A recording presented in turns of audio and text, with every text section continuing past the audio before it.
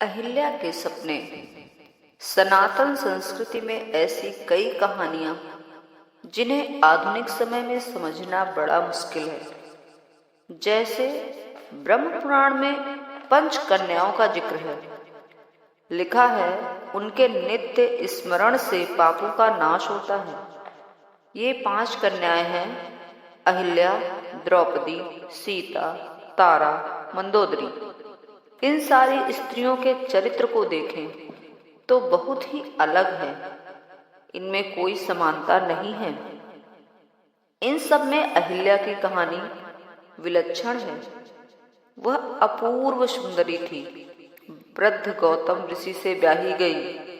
एक दिन उन्हें अकेली पाकर इंद्र गौतम का रूप धारकर उनके पास आए और उनसे प्रेम किया। यह जानकर गौतम ने अहिल्या को श्राप दिया कि वह पत्थर बनकर जंगल में तब तक पड़ी रहेगी जब तक प्रभु राम आकर उन्हें मुक्त नहीं करते। सदियां गुजर गईं। पुरुष प्रधान संस्कृति में अहिल्या के मनोभाव के बारे में किसी ने नहीं सोचा, मगर 20वीं सदी में 2 महापुरुषों ने अहिल्या का मर्म खोला है।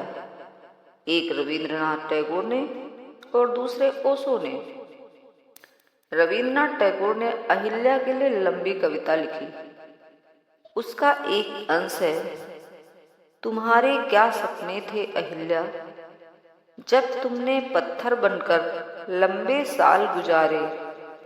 धरती में जड़े जमाई, धरती तुम्हारे शरीर में विलीन हो गई। क्या तुमने उसके विशाल प्रेम को जाना? क्या धुंधली जागरूकता ने तुम्हारे पत्थर को सताया? ओशो ने तो इस कहानी को एक अलग ही आयाम दिया है। उन्होंने कहा, अहिल्या सचमुच हुई है, ना हुई हो, लेकिन अहिल्या हो सकती है।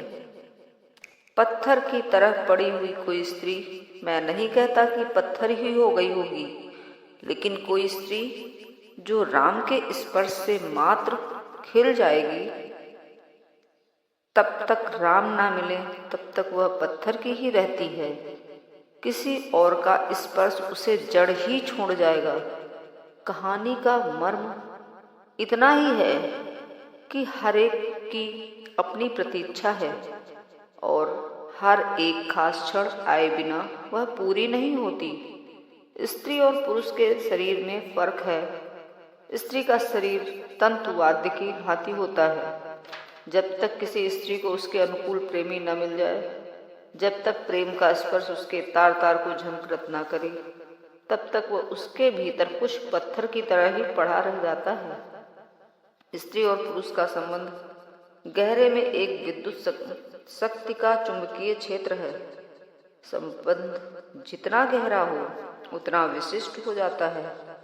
यदि कोई पति पत्नी का संबंध नहीं होता, यह धन और ऋण विद्युत का संबंध होता है और उसके लिए स्त्री कितनी भी प्रतीक्षा कर सकती है।